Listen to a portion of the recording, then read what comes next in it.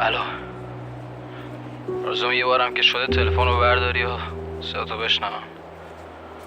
از وقتی رفتی اونم بی دلیل بود، تو اتاقم پیچیده و صدات تو ذهنم دیوونم میکنه. بگو چرا، بگو دلیل رفتن چی بود، کی بود؟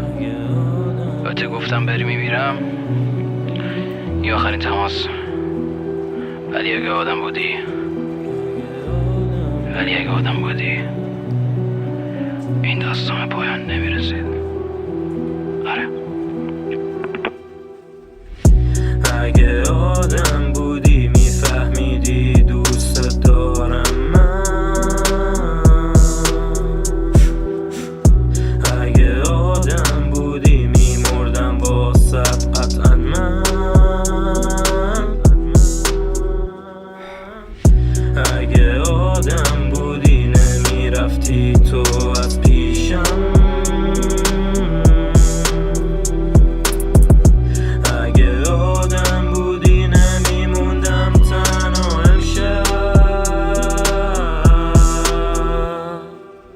بودی خودخواه مثل لاشخور همیشه دلم با رفتن اصلا آروم نمیشه. خواستم پیشت بمونم ولی رفتی تو زودتر. بدونت هنوز همونم، یه معتاد خلتر. ولی چه کنم بی تو اصلا نمیشه. بدون قطعا نمیخوام کسی جز من باشه پیشت. این خونه بدون تو مثل قبلا نمیشه. من قلبم شکسته باز نیشت همیشه. چرا گفتی عاشق منی وقتی همه چی رو پنهون میکردی؟ فکر کردم بی من میمیری ولی نقشتو خوب بازی کردی. چجوری خودت تو آینه میبینی، چجوری با یکی دیگه میگردی، چجوری من عاشق خودت کردی تو که یه آدم پلیدی. اگه آدم بودی نمیرفتی تو از پیشم.